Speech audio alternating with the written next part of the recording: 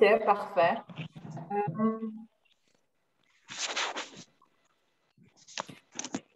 C'est parti.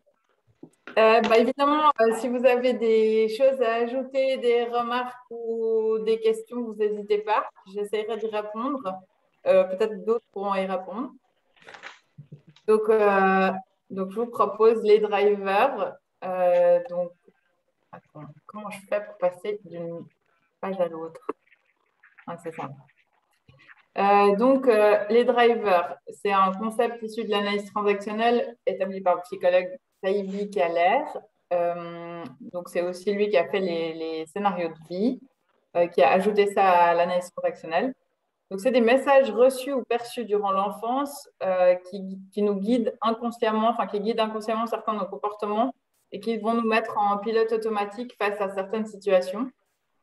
Ça peut évidemment être nos parents, donc c'est les premiers qui vont nous donner ces messages, mais ça peut aussi être l'environnement, la société, l'école, etc. Chacun de ces drivers apporte des ressources et aussi des contraintes. Et puis, on peut aussi les trouver sous la dénomination de messages contraignants, mais moi, j'aime pas trop cette dénomination parce que justement, ça apporte aussi des ressources et en les appelant comme ça, on élimine ce côté-là. Donc, il y en a 5. Le premier, c'est sois parfait. Le deuxième, fais plaisir. Sois fort. Fais des efforts ou fais vite. Fais vite, on appelle aussi parfois dépêche-toi.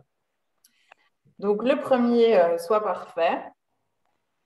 Je vous ai mis ça comme ça. Donc, son objectif, c'est l'impeccable, le sans faute, le nickel, le parfait. C'est des gens, en général, on retrouve une posture droite et assez rigide avec la tête haute. C'est des gens qui ont des hauts standards moraux. On les repère assez vite à une allure impeccable. Ce n'est pas une science exacte, mais c'est un bon indicateur et ils sont beaucoup dans le contrôle d'eux-mêmes et de leur image, etc. Donc, la croyance principale des soi parfaits, c'est j'ai besoin de me sentir parfait et irréprochable. Et puis, ses peurs principales, c'est le jugement, le sien et celui des autres, l'échec, évidemment, et puis la mort, en fait. C'est quelque chose qu'il ne contrôle pas. Comment est-ce que ce driver il s'inscrit?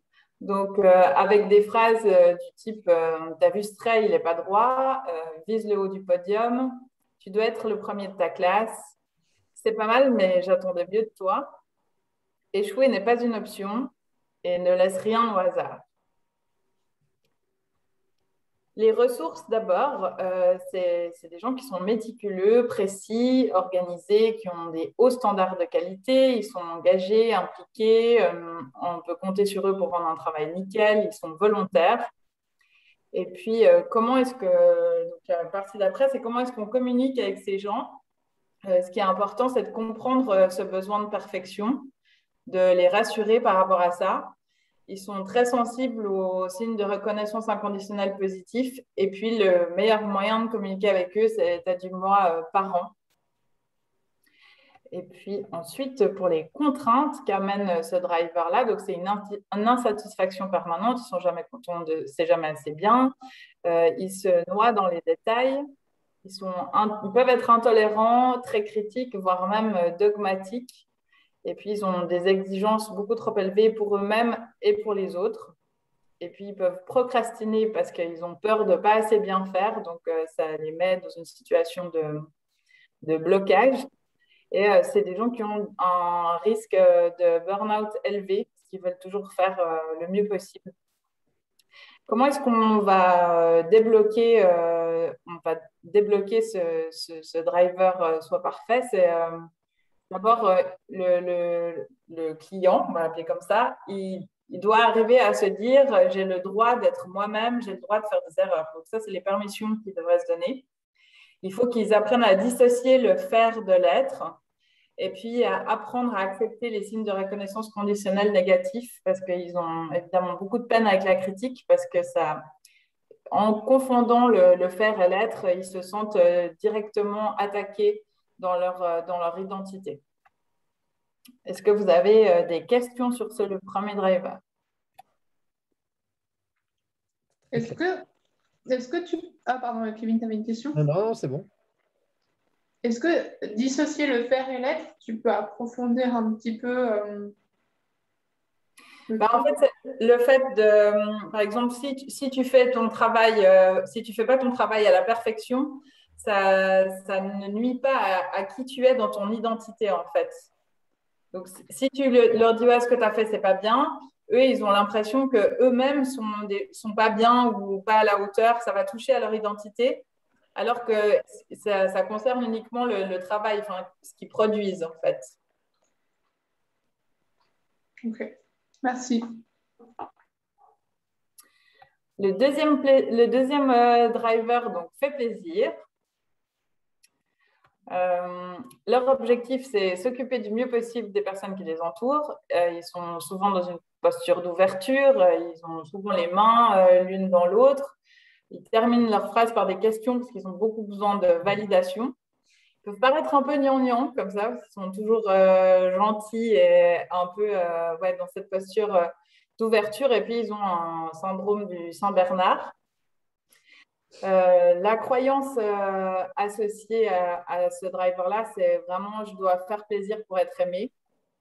Et les peurs qui sont associées à ça, c'est de décevoir l'autre, le rejet et puis le fait d'être acculé en fait par plusieurs personnes, d'être mis en cause en fait. Les mécanismes d'implantation de ce driver-là, c'est tu veux vraiment me faire de la peine. Je suis très gentille si tu pouvais aller me chercher du thé, me faire ci, me faire ça, etc. Le très célèbre une cuillère pour papa, une cuillère pour maman, fais-moi plaisir, tout simplement, et tu rendras service à tout le monde comme ça. Les ressources de ce driver, c'est l'empathie, c'est des gens qui sont très à l'écoute, c'est un ciment de cohésion dans une équipe. Ils sont conciliants, ils sont souriants, souvent pleins d'humour, et ils sont très généreux et altruistes. Donc, c'est des personnes qui sont agréables à côtoyer. On communique avec eux en complimentant leur efficacité. Et puis, il faut un peu poser des limites parce qu'on le verra après, mais ils peuvent être envahissants par ce besoin d'être aux petits soins. Et puis, il faut les interroger sur leurs propres besoins qu'ils oublient généralement. Les contraintes de ce driver-là, c'est qu'ils peuvent être influençables, ils peuvent devenir agressifs sous stress, ils sont anxieux de l'approbation, ils ont toujours besoin de chercher la validation auprès des autres à l'extérieur. Ils ont des difficultés à se confronter, ils n'aiment pas le conflit et ils peuvent justement devenir un peu envahissants parce qu'ils ont ce besoin absolu d'aider l'autre pour pouvoir se sentir aimé. Et ils ont des difficultés à se prononcer clairement, à prendre position parce qu'ils ne veulent pas froisser, donc ils ont du mal à prendre des positions claires.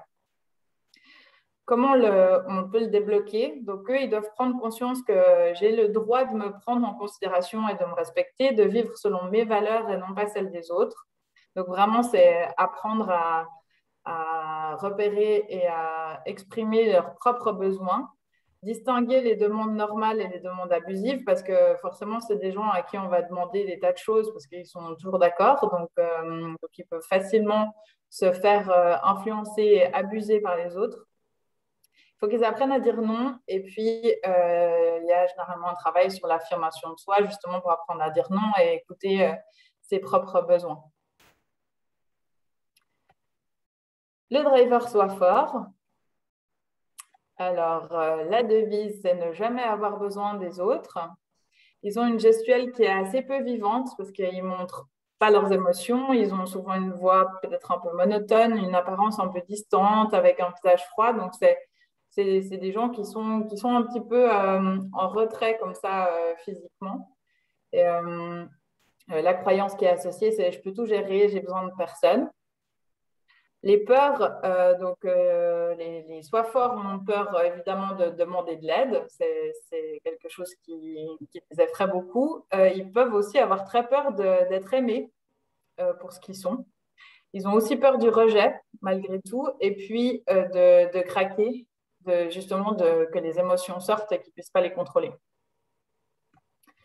Les mécanismes d'implantation du driver soient forts, c'est soit courageux, il n'y a aucune raison d'avoir peur, tu es trop sensible, d'autres enfants sont plus malheureux que toi.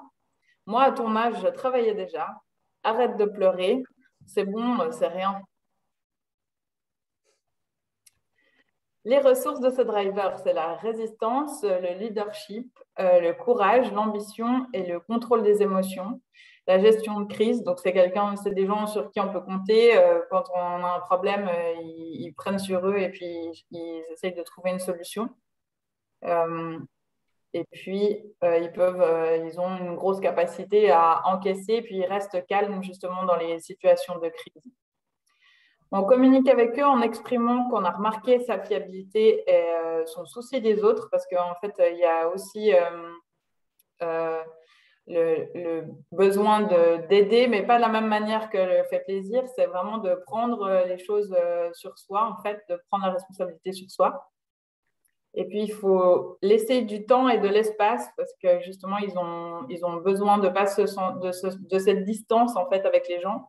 Et puis, utiliser l'humour, c'est quelque chose qui marche assez bien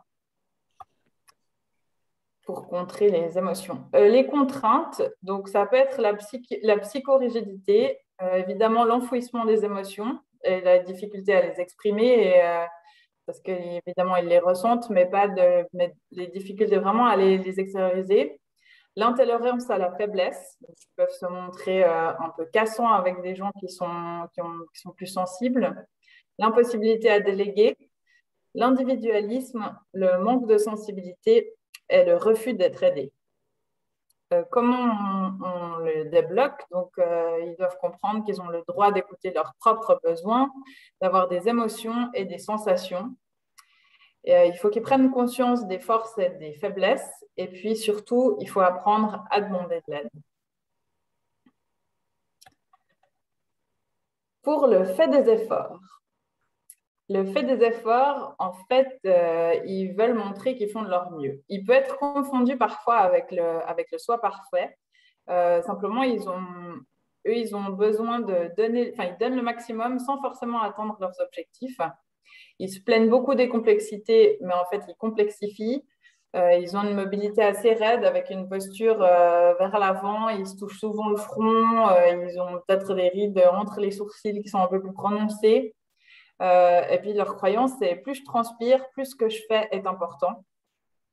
Et leur peur, en fait, c'est l'échec, mais c'est aussi la réussite. Et la réussite facile encore plus. Le mécanisme pour ce driver-là, c'est dans la vie, on n'a rien sans rien, fais-en plus. Il me semble que tu n'as pas passé suffisamment de temps là-dessus et c'est à la sueur qu'on a ce qu'on veut. Les ressources de ce driver, c'est qu'ils aiment la nouveauté, ils savent bien anticiper les problèmes, ils ont une très bonne capacité d'analyse, ils sont actifs et studieux, ils reconnaissent les efforts des autres. Ils sont persévérants et endurants et ils sont de bonne volonté, pardon pour la faute de frappe. On communique avec eux en exprimant notre foi en leur capacité à réussir. Il faut se montrer insensible à leur dévalorisation, c'est des gens qui vont souvent se dévaloriser, et les soutenir pour qu'ils arrivent à atteindre leurs objectifs. Les contraintes de ce driver, c'est qu'ils traînent un peu, ils se plaignent, ils terminent souvent pas ses phrases, ils sapent les projets de groupe et les siens parce que justement, il y a cette peur de réussite et cette difficulté à aller jusqu'au bout. Il peut abandonner et il peut devenir arrogant et rejeter la responsabilité s'il sent que ça ne va pas arriver au bout. On le débloque avec la permission de j'ai le droit de réussir et j'ai le droit de réussir facilement. Parce qu'en fait, eux, ils ont besoin que ce soit, vous avez vu avec la croyance, c'est qu'ils ont besoin que ce soit hyper difficile pour que ça ait de la valeur. Si c'est trop facile, ça n'a aucune valeur et en fait, le résultat n'a pas d'importance. C'est vraiment le chemin pour y arriver qui compte pour eux. Il faut qu'ils acceptent le fait que les choses faites simplement et facilement n'ont pas moins de valeur que celles qui sont obtenues avec beaucoup d'efforts. Est-ce que vous avez des questions? Là, on arrive au dernier. Est-ce que vous avez des questions? En fait, j'ai enchaîné un peu vite. ou des remarques? Moi, j'ai une question, mais je pourrais la poser à la fin. Ok, comme tu veux. Alors, le dernier, fais vite ou dépêche-toi, ça dépend des dénominations. Son objectif, nous avons peu de temps pour faire tout ce que nous avons à faire. Ils ont souvent des gestes animés et rapides, les sourcils froncés, avec des yeux très actifs. Ils cherchent un peu dans tous les sens. Ils terminent les phrases des autres. Ils font 12 000 trucs en même temps et ils ont un débit de parole assez élevé. La croyance est je vais pouvoir tout faire même si je suis débordée. Et puis les peurs qui sont associées à ça, c'est l'inaction. Là, le personnage est pétrifié. Donc, c'est vraiment le manque de mouvement, c'est quelque chose qui leur fait peur. Et puis, le temps qui passe, en fait, le rythme de la vie, c'est vraiment cette angoisse de ne pas arriver à tout faire. Les mécanismes, c'est tu traînes là, dépêche-toi, on est encore en retard par ta faute, secoue-toi un peu. Nous n'avons pas que ça à faire. Les ressources d'effet vite, c'est qu'ils savent gérer les urgences, ils donnent de l'énergie aux autres. C'est des gens qui sont très énergiques et actifs. Ils travaillent vite et beaucoup. Ils sont dynamiques et respectent les délais. Par contre, ils peuvent souvent être en retard parce qu'ils font justement plein de choses en même temps et qu'ils aiment être dans le stress. Et ils sont réactifs. On communique avec eux en les complimentant sur leur efficacité et en les aidant à prendre le temps. Les contraintes, c'est qu'ils peuvent être très stressants pour les autres. Ils peuvent être pas du tout en présence parce qu'ils pensent à toutes les autres choses qu'ils sont en train de faire ou qu'ils pourraient être en train de faire. Ils parlent trop vite. Ils inhibent la réflexion parce qu'ils veulent justement pas prendre le temps. Ils peuvent angoisser et du coup, sous stress, ils peuvent devenir hostiles et ils sont impatients. Pour les débloquer, donc ils doivent s'autoriser à prendre leur temps et ils doivent comprendre que toute personne a besoin de temps pour se reposer, se ressourcer afin de conserver leur efficacité et leur rapidité et eux avec. Comment est-ce qu'on trouve ces drivers? Eh ben, en fait, en se reconnaissant ou en reconnaissant les autres dans les éléments qui précèdent. On a le test qui nous a été fourni chez nous par Coaching Ways qui est assez complet. Et puis, il existe des tests en ligne aussi pour déterminer ces drivers. Comment est-ce qu'on équilibre tout ça? Ben, on a vu quelques pistes dans chacun des drivers. En fait, il faut déjà en prendre conscience, les reconnaître, mesurer le stress qu'ils procurent, parce que justement, il faut voir si la balance penche plus du côté des ressources ou des contraintes. Et puis, il faut identifier les croyances qui sont liées, donc les croyances limitantes, si on veut le diminuer, se donner des autorisations, comme celles qu'on a vues avant, et puis s'accepter, parce que finalement, on a tous nos défauts. Donc voilà, j'arrive au terme de cette présentation. Je vous souhaite bonne route avec ces drivers. Et puis, moi, je voulais savoir surtout si vous êtes reconnu plus dans certains. Enfin, j'imagine que vous les connaissez tous bien, vous les pratiquez. Et puis, comment vous fonctionnez avec tout ça? Déjà, j'ai une question bête. J'imagine qu'on peut aussi se reconnaître dans tous les drivers. Oui, alors on les a tous. Sauf qu'à des niveaux plus ou moins importants. Ouais. Puis justement, ce qui est important, c'est de savoir à quel moment ça devient une contrainte dans notre vie. Et il faut chercher à rééquilibrer et défaire des croyances limitantes liées à ces drivers-là. Mais on vit tous avec les 5. Ouais. C'est vrai. Moi, j'ai une autre question. Je ne sais pas si tu avais fini, Fred, c'est ça, hein? Oui, pardon, oui, bien sûr. Oui. Ok. Ma question, c'est quand tu disais communiquer avec eux, c'est pour aller dans leur sens et rentrer en connexion avec eux, ou est-ce que c'est donc pour les premières étapes, mais est-ce que après c'est aussi la manière dont il faut les aborder, ou est-ce qu'il y a une autre manière de les aborder pour aussi challenger parce que l'impression que ça me donnait, c'était que ça allait dans leur sens.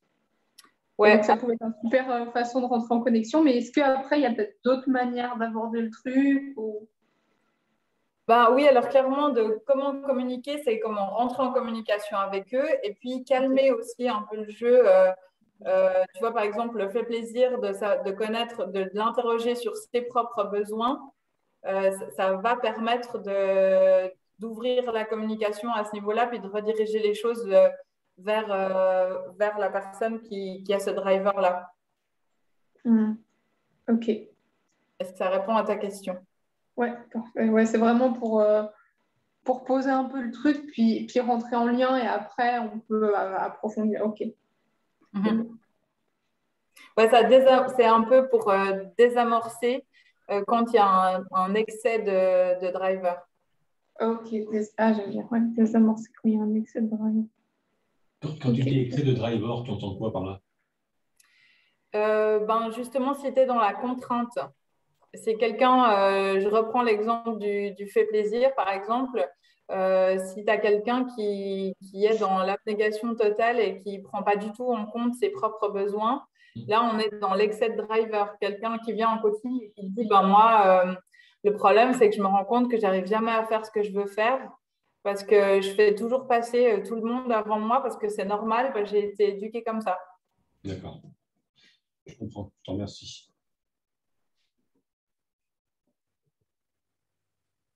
Quelle heure il est? J'ai activé mon fait vite. Tu l'as bien activé d'ailleurs. Puis il était bien en fait. C'était pas trop rapide parce que c'est pas un exercice que j'ai l'habitude de faire, donc j'ai du mal à identifier le timing. Non, non, tu as pris le temps qui était bien. Enfin, moi, j'ai trouvé bien le temps, personnellement. Ouais. Ok. Très bien. Peut-être que j'ai le même driver que toi parce que j'ai trouvé que c'était nickel au niveau du timing. J'aime bien quand on passe pas trois plombes sur les trucs et tout. Nickel. J'ai une question, puisque tout à l'heure, Ariane disait qu'elle voulait éventuellement que je fasse le feedback sur induction vs suggestion. Le timing à peu près moyen pour la présentation, ça va être de combien? On donne 1 heure. On a une Dans heure. lequel on peut présenter et puis discuter derrière. Voilà, tu peux amener des exercices aussi si tu veux. D'accord. D'accord, ok, je t'en remercie. Pour savoir ce que je me lance là-dedans. Mieux que je sache. J'avais l'impression qu'en général, c'était à peu près 15-20 minutes de présentation. Ça dépendait des gens. Après, il y avait peut-être 15-20 minutes d'exercice. Bon, ça fait longtemps que je ne suis pas venue, alors je peux parler. Mais... Et puis après, il y avait des échanges. Ouais, c'est ce qu'on faisait au début. Et puis les formats ont un peu évolué en fonction des sujets. C'est des sujets qui ont pris plus de temps. On soit parfait, hein, qui fait que ça a pris plus de temps.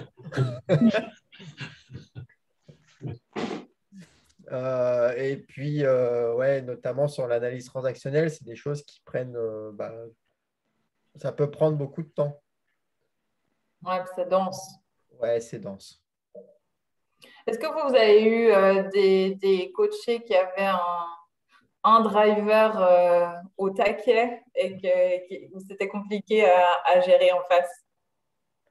Oui, oui, moi j'ai une coachée qui a un drive, enfin, qui a un driver fait plaisir. Mhm. Et elle s'oublie complètement dans ses relations, notamment avec son conjoint. Mhm. Et automatiquement, il y a quelque chose qui se passe, c'est pour elle, elle comprend, elle n'arrive pas à faire le lien entre je dois me faire plaisir. Donc elle se rend même pas compte qu'elle a ce driver. Non, non, elle ne s'en rend même pas Ah ouais. compte parce que c'est mon plaisir passe par le plaisir des autres, automatiquement. Si les autres ne sont pas dans le plaisir, moi, je ne prends pas de plaisir. Mhm. Et comment on peut faire, par exemple, pour mettre, euh, pour faire prendre conscience à la personne de ses drivers?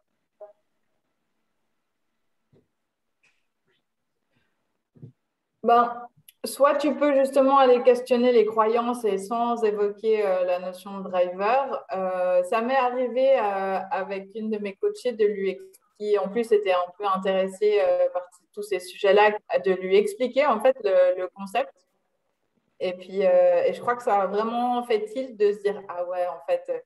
Et elle a pu faire le lien avec ben, l'exemple que je tenais tout à l'heure, c'est quelqu'un que j'ai en coaching où vraiment une éducation italienne traditionnelle où c'est la seule fille d'une fratrie de 4.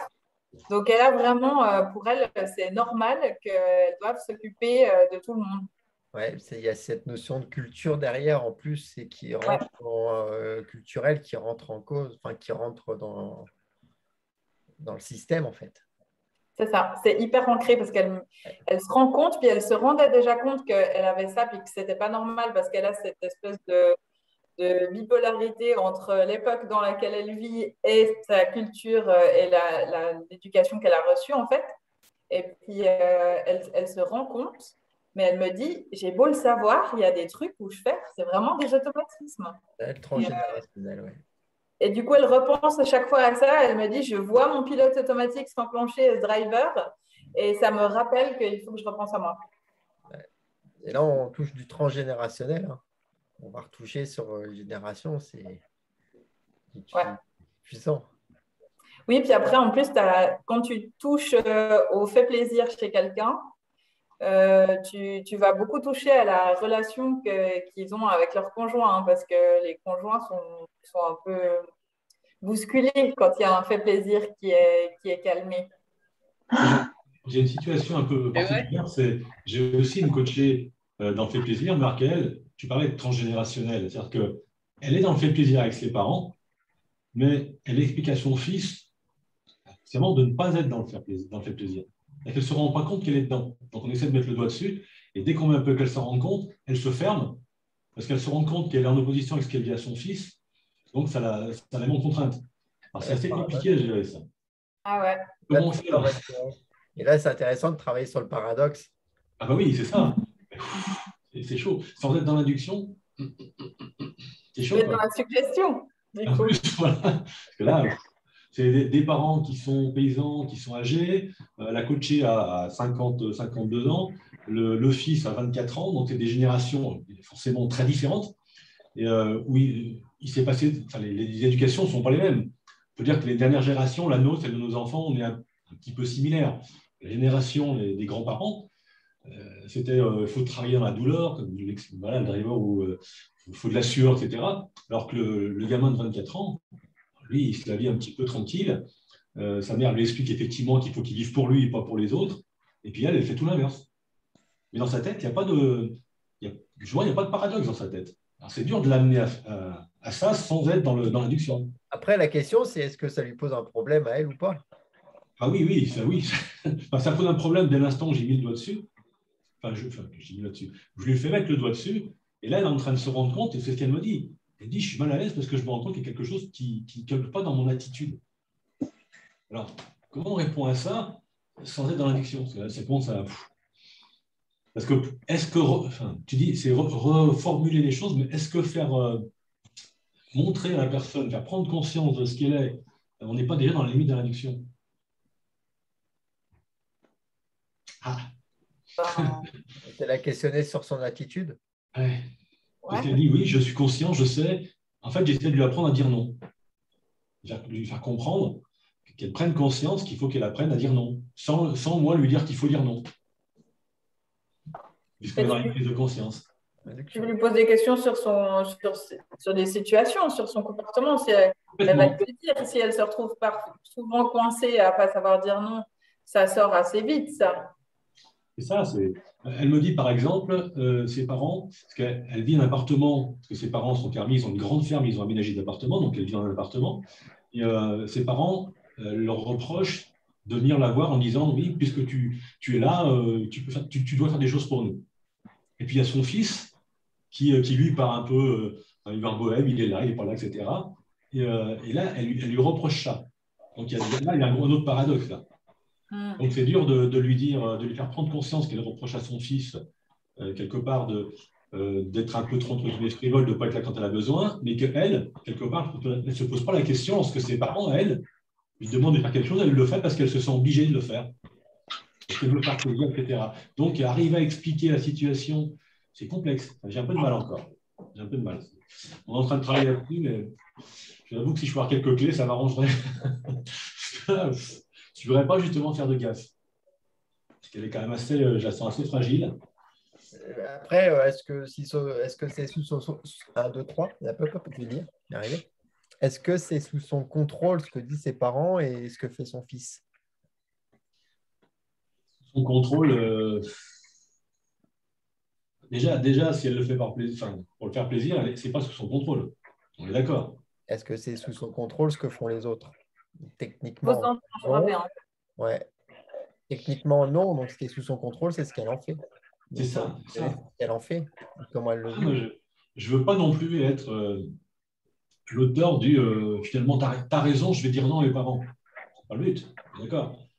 Le but, c'est qu'elle prenne conscience qu'elle a le droit d'avoir une vie, elle aussi, sans être dans l'opposition de ses parents, Alors, systématique. c'est quoi le but? C'est quoi son objectif? Ouais, elle voudrait être indépendante, elle voudrait vivre pour elle. Donc, tout C'est quoi doucement, être je l'amène. indépendante et vivre pour elle, en fait? C'est En là. fait, elle veut exister. Elle m'a dit, je veux exister.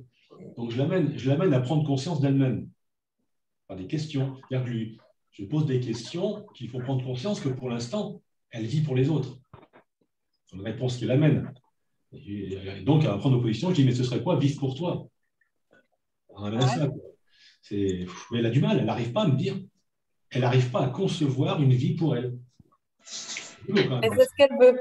Mais si c'est ce qu'elle veut, elle doit bien avoir un imaginaire de cet état désiré. Le problème, c'est qu'elle veut être indépendante, entre guillemets, mais il y a son fils de 24 ans qui vit encore chez elle, mais qui vit sa petite vie à lui. Elle se dit, mais si je vis pour moi, lui a besoin de moi, ce qui n'est pas le cas, hein, je le vois, il a besoin de moi, donc je ne peux pas l'abandonner. Donc genre, le truc, je ne veux pas l'abandonner, c'est l'excuse. Mais lui a besoin de moi, c'est probablement un peu de dépendance affective et aussi ce driver fait plaisir où elle a besoin d'être à son service pour se sentir aimée par lui. C'est ça, c'est à 200%, mais elle n'a pas encore eu le déclic là-dessus.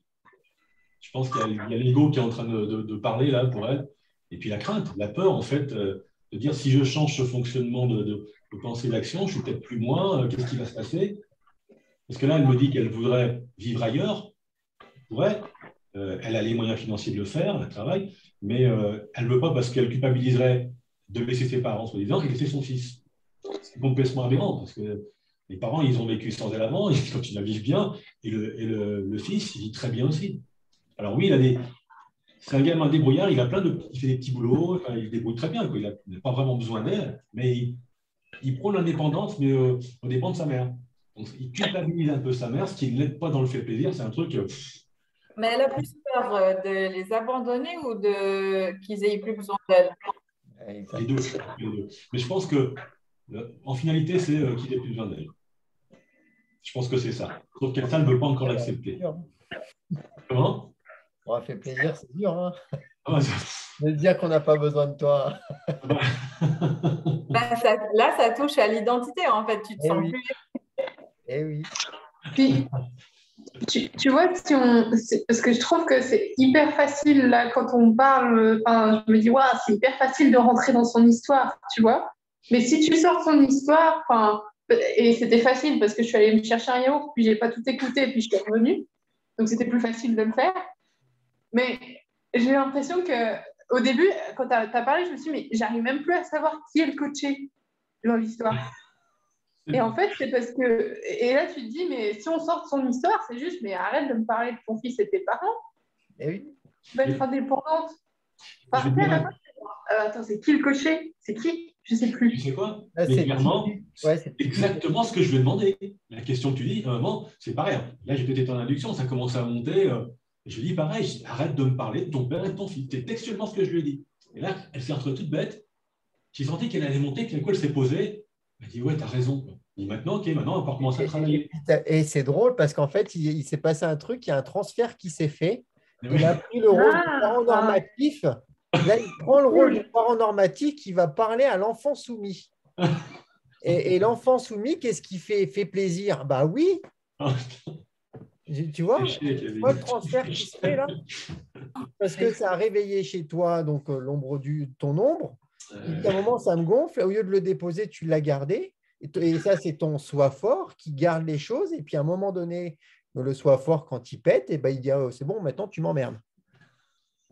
Comment il aurait fallu réagir? Comment il aurait fallu réagir là? Bah, tu déposes clairement. Écoute, j'ai le sentiment que là, tu parles de quelque chose, on travaille sur toi. Quel est le lien avec ton père et puis ton enfant? Mhm. Et puis tu déposes ça. Et puis toi, tu te décharges. Moi, je sens quelque chose qui n'est pas agréable pour moi. Tu, t'en- Tu le déposes. Voilà. Paf, c'est déposé sans forcément rentrer dans le transfert. Est-ce que c'est Ouais. pas trop tard? Est-ce que j'ai pas faussé déjà le truc là? Ça arrive, hein, je pense qu'on l'a tous fait, hein. Ouais, Mais c'est intéressant parce que c'est subtil, hein, ce qui se passe là, hein, en fait. après, je pense qu'en faisant ça, j'ai fait une erreur parce que je me suis remis en position de sauveur pour elle. Je l'ai vu dans son regard après, dans ses expressions. Et là, tu rentres dans le jeu psychologique. Ah Ça ouais, va ouais, c'est encore plus chaud là. loin. C'est chaud quoi. Après, quelque part, je lui ai apporté dans l'évidence une solution. C'est pas ce que je veux moi. C'est pas à moi d'apporter ces choses-là quoi. C'est compliqué. Donc là, honnêtement, ça c'était la dernière fois. Je sais pas comment je vais gérer la prochaine fois. Bah, Je vais toi, les faire venir. en tant que Comment? coach, la question de coach, toi en tant que coach, est de te poser qu'est-ce que ça réveille chez toi? Alors, c'est une bouteille de lait. Ouais, c'est vrai. Mais en fait, ça me travaille. C'est clair que ouais, je n'ai pas encore mis le doigt dessus, mais Il tu as y a raison. lui qui rigole. Ah Tout- bon? Moi, j'avais appris un truc aussi où c'est genre toutes les objections qu'elle a au coaching, etc. Ça peut être intéressant, comme dit Kevin, d'aller le questionner et puis de le travailler avant et d'y répondre en toi-même parce que c'est des objections certainement que tu as, sinon tu ne les verrais pas. Et puis ensuite, de pouvoir y arriver complètement neutre. Être, En fait, être j'avoue que neutre, j'ai c'est commencé. être neutre, c'est qu'il y a une situation qui, dans ta vie, pourrait ne pas être OK. Et dans ce cadre de coaching, c'est totalement OK avec toi. C'est ça, être neutre, c'est dire, OK, ça lui appartient et moi, je suis pas affecté, en fait. Tu as raison, Marine. Hein, j'ai des choses, j'ai fait ça, j'ai mis sur papier ces choses-là parce que j'ai eu la même réaction que toi. Je me dis, c'est pas normal, tu n'as pas une réaction de coach. Là. Il y a un problème plus profond. Je suis en train de creuser et c'est vrai que j'ai peur maintenant de plus arriver à rester neutre. Avec elle, je parle. Hein, avec elle. Tu te fais coacher là-dessus? Non, mais il faudrait. Enfin, j'en parle un peu avec. Compliqué, ouais, mais là-dessus, La supervision, c'est vraiment bon art pour ça, hein. carrément, ouais. Mais très sérieusement. Mais comme je disais tout à l'heure, Christelle, moi je veux bien jouer le coacher, hein, mais je vous préviens, c'est du lourd. Hein. S'il y en a qui ont besoin de coacher, je veux bien jouer le coacher, mais ça me permettrait peut-être d'y voir aussi plus clair. Hein. Je pense que je ne suis pas encore complètement dans. Je t'ai coupé, Marie, tu as dit quelque chose? Non, non, j'allais te proposer de prendre rendez-vous. C'est quand tu veux. Je vous préviens, réfléchissez bien. Il sert à ça le peer coaching, hein, à Ah ouais, tourner non. et puis à se Bah faire ouais. coacher entre nous, hein. Moi, j'ai coaché Marine, Marine m'a coaché, enfin, on s'est un peu tous coachés, hein. C'est quand vous voulez, je prends rendez-vous avec tout le monde si vous voulez. Hein. On est tous passés, tu vois, c'est ça qui est top. Ah ouais, non, mais là, moi, je me rends compte que je suis passé par Coaching Wise, mais je me rends compte que j'ai un parcours qui est plus consultant que coach, avant que je prenne conscience que c'était vraiment le coach. Et puis, comme je vous disais, de par le fait de mon passé militaire où j'étais sauveur, au début, j'avais plus tendance à proposer des solutions. Donc, pas en posture de coach du tout. Donc, et la question que je posais la dernière fois à Kevin, c'est est-ce que éthiquement, on peut être coach et consultant et alternativement, dès l'instant où on le précise, basculer d'une posture à l'autre? C'est une vraie question, ça. Waouh! Ouais. Pour moi, enfin, je parle personnellement, là, je partage quelque chose de personnel, c'est pour moi, on peut être coach, consultant, mentor, ce qu'on veut, tant qu'on est OK avec la posture pendant la séance. Voilà, c'est ça. C'est Et ça la question. tu peux avoir une posture de consultant et utiliser du coaching dans ton consulting. C'est OK si tu te positionnes en tant que consultant.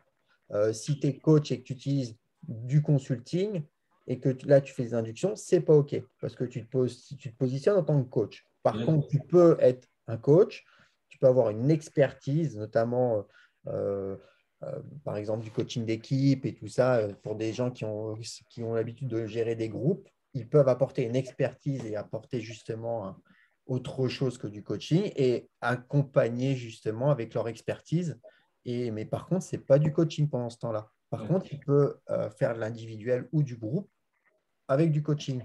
Mais la question, c'est est-ce qu'on peut l'être alternativement avec la même personne? Pas dans la même séance, mais avec la même personne. Bien sûr. C'est ça que je veux dire. Parce que mon problème à moi, c'est de me dire, de par ce passé, effectivement, où j'étais plus dans l'induction, etc., est-ce que je dois m'interdire une solution potentielle que j'entrevois de par mon expérience parce que je suis coach et que je ne peux pas être en consultant? Tu vois, c'est ça. La question, elle est là. À mon avis, ça dépend beaucoup de la demande du client. Oui. Oui, mais souvent, quand on part dans un coaching, souvent, alors moi j'ai des cas un peu lourds, on se rend compte qu'on bascule, on peut basculer très vite dans du consulting. On part sur un coaching, et puis après on bascule sur un domaine professionnel, où là ils ont besoin d'être plus dans le consulting. Ils veulent des solutions, des conseils, plutôt qu'on cherche à creuser comment ils pourraient… Et il y a beaucoup de gens qui confondent les deux. Voilà. Et si le client commence à t'amener sur si le client commence à t'amener sur du consulting, et c'est la posture de coach qui va ramener en disant moi, je ne suis pas là pour te donner des conseils. Moi, je suis juste là pour te poser des questions. Excuse-moi, Marine, je sais que tu voulais… Ah non, parce que je suis toute contente d'avoir utilisé la fonctionnalité lever la main.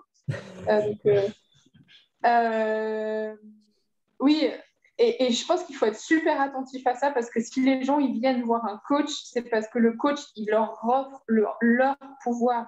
Et c'est une des plus belles choses que tu peux… Là, ça y est, je vais m'enflammer. C'est une des plus belles choses que tu peux offrir à quelqu'un dans la vie, c'est de lui donner son pouvoir et de lui dire mais tu es capable, tu peux faire tes choix, tu peux faire tes actions, etc.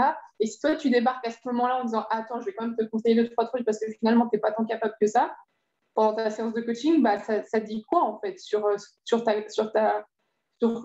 la confiance que tu as en le coaché, et c'est pour ça qu'on peut faire tout, mais à partir du moment où on sait quand on l'est et on sait quand on ne l'est pas, et à partir du moment où c'est au service de la personne, et de lui rappeler que si elle tombe dans le truc genre donne-moi des conseils, bah là en fait elle se remet en position petit élève gentil, genre oui, remplis-moi la cervelle de toutes tes informations, grand maître. Bah non, c'est pas ça l'idée en tant que coach. Et c'est ça qu'il faut faire attention. Il y a un truc qui se met en place, il y a un jeu malsain un jeu qui se met en place, c'est que c'est pas malsain, on enlève ce mot. Insidieux parfois, je dirais. Non, il y a un jeu qui se met, c'est que le client il va se déresponsabiliser. Et c'est le coach qui va prendre la responsabilité du client. Et là, c'est plus OK éthiquement. Moi, je voulais juste remercier Marine pour la formulation qu'elle vient de faire, parce que j'ai trouvé ça hyper beau. Et je crois que ça me fait du bien de l'entendre comme ça. Et donc, voilà. Merci. Elle vient de te donner un stroke, là. Non, parce que j'avais fait la semaine d'avant sur l'analyse transactionnelle. C'est un signe de reconnaissance qu'elle t'a donné. Si mais il est content de remplacer parce que Kevin m'a coaché sur le sujet en plus. C'est pour ça, je suis bravo. Juste, si je peux me permettre de revenir juste avant le sujet qu'on disait, c'est que le problème des gens qui viennent nous voir, souvent, eux, déjà, ne sont pas capables de faire la distinction entre un coach et un consultant. Pour un consultant, c'est un coach. Pourquoi? Parce qu'on voit les Américains, oui, le coach sportif, ouais, coach, qu'est-ce que je dois faire? Voilà, ça, c'est le problème. Et les gens, ils arrivent, ils veulent un consultant à la base. Ils veulent des conseils. Moi, j'ai eu beaucoup de gens qui sont venus en disant je veux des conseils. Et c'est pas au bon endroit. Après, c'est pareil, j'ai écouté, moi, je ne suis pas psy, je ne suis pas là pour donner des conseils, je suis là pour vous permettre de prendre conscience que vous avez le potentiel et tout ce qu'il faut en vous. Je commence comme ça. Clairement, quand je leur dis, je ne suis pas un psy. Parce que j'ai une amie qui est médecin qui m'envoie des cas. J'en ai eu un, je peux me permettre d'en parler, et qui était une jeune femme de 37 ans qui avait été violentée par son ex, enfin, bref. Et donc, je la prends au téléphone et elle commence par me dire la première chose, c'est écoutez, il faut que vous sachiez qu'il y a 3 jours, j'ai essayé de me suicider. Ça a commencé comme ça. Et là, elle m'explique qu'elle a fait 3 ans d'accompagnement et que ça n'a pas marché. Et que mon médecin l'a envoyé parce qu'elle sait que moi, je fonctionne différemment. Et là, je lui ai dit, écoutez, je vais prendre 2 jours pour réfléchir. Je ne vais pas vous répondre tout de suite. Je vais faire quelque part. Et puis, au bout de 2 jours, je l'ai pris. Et effectivement, aujourd'hui, ça a duré quand même. Je l'ai pris pendant pratiquement 20 séances. Et j'ai travaillé. Aujourd'hui, elle est indépendante, elle a retrouvé un travail, elle a retrouvé quelqu'un. Et je me souviens qu'au bout des 10 premières séances, quand j'ai voulu arrêter, quand je pensais que c'était bon, Je lui ai dit, bon, c'est la dernière séance, on va faire le point. Et je l'ai vue paniquer totalement. Elle s'est figée d'un coup quand elle dit, qu'est-ce qui se passe? J'ai compris ce qui se passait. C'est que quelque part, je la rassurais quand j'étais là. Et je lui ai dit, mais c'est ça le vrai problème, c'est que le but, c'est que vous soyez indépendant, c'est pas que vous ayez besoin de moi, c'est que j'ai mal fait mon travail. Et puis doucement, elle a repris, elle est devenue indépendante, et là, sa vie se passe bien. Et de temps en temps, j'ai quelques nouvelles par mon médecin, et tout se passe bien, donc mais c'était compliqué. Effectivement, voilà. Après, encore une fois, le tout est de savoir jusqu'où on faut aller. Je crois que j'avais vu une vidéo de Mac, justement, qui expliquait que il y avait la limite entre le coaching et le consulting pouvait parfois fluctuer et qu'on pouvait de temps en temps, effectivement, comme Kevin, passer de l'autre côté. Dès l'instant où c'était clair pour tout le monde, pour le coaché, la coachée et pour le coach. Et aujourd'hui, c'est ce que j'essaie de faire en disant, alors, cette séance-là, tu veux ça, donc là, je passe en posture de consulting. Donc, effectivement, alors après, je la fais parler pour voir ses besoins à elle.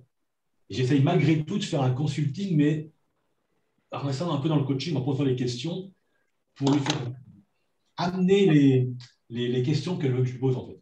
Mais voilà, maman, on n'arrive plus à savoir où on est après. Moi, ça me pose problème. Frédéric, peut-être tu peux nous amener un éclairage là-dessus parce que toi, du coup, tu fais du conseil en image, donc c'est du consulting, puis tu fais aussi du coaching. Donc, comment tu gères les deux? Alors, c'est très dissocié. Il y a vraiment le cadre est super important.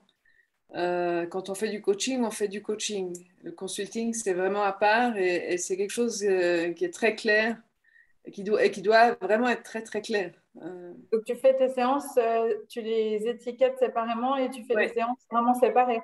Oui, j'ai juste eu un cas avec une cliente, c'est un peu complexe, hein. Elle est dans une situation où, voilà, elle doit élever des enfants, elle est enceinte, elle en instance de divorce, son mari vit toujours avec elle, il ne veut pas divorcer, puis elle doit se mettre comment dire, en indépendant parce qu'elle a des problèmes financiers.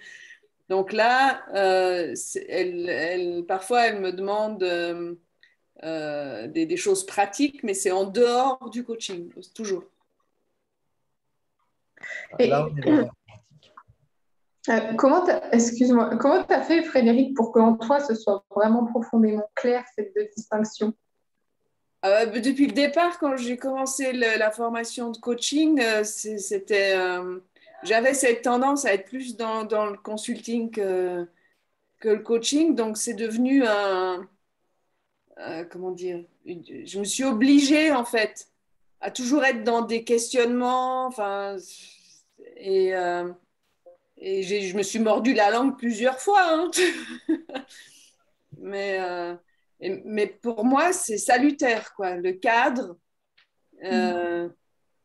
Sinon, on s'en sort pas. Et surtout si on a cette tendance à avoir la connaissance ou l'expérience. Ouais, pour moi, c'est hyper important. Ouais. On parle d'expertise. C'est vrai que quand on est consultant, on est expert dans un domaine. Justement, là, on est consultant et puis on dit que dans le coaching, le coach est expert dans l'art de poser les questions et le client est expert dans l'art de répondre aux questions. Si c'est l'inverse, si le client est expert dans l'art de poser les questions et le coach, alors je le mets entre guillemets là, est expert dans l'art de répondre aux questions, il est consultant. Et c'est là où il y a toute cette différence qui se met en place. Je ne peux pas empêcher un coaché ou coaché de te poser des questions. Comment tu fais? Ça t'apporte quoi de me poser cette question? Voilà, tu retournes la question. Tu réponds par une autre question. Exactement. Oui, pardon. Non, Où tu recadres, où tu dis, tu peux voilà, chercher d'abord que tu ne réponds pas à la question, on est en coaching, et puis après, en fonction de la nature de la question, tu peux aussi suggérer qu'on peut en parler plus tard ou dans une session de consulting ou à la fin de la session de coaching. Moi, j'ai une question.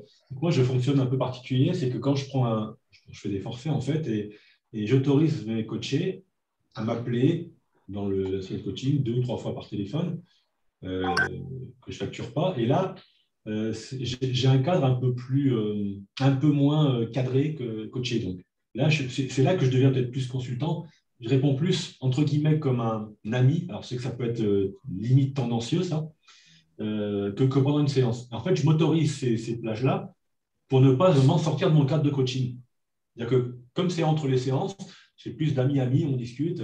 Voilà. Et là, je peux me permettre éventuellement de répondre à des questions, à donner. J'ai pas envie de poser plein de questions, c'est horrible. Ah, oui. Pardon. On avait la même. Pardon. Allez. Donc, est-ce que j'ai tort? Est-ce qu'il faut que j'arrête ça? Pardon, je suis désolée, moi je vais vous dire au revoir parce que Merci Frédéric. le temps passe, mais je resterai volontiers avec vous, c'est super intéressant. Bonne soirée à tous. Bonne soirée. Moi, je vais profiter pour vous dire au revoir, je vais chercher ma fille. Ciao Olivier. Ciao. Bonne soirée. Ciao. Du coup, je vais stopper l'enregistrement comme ça. Hop là.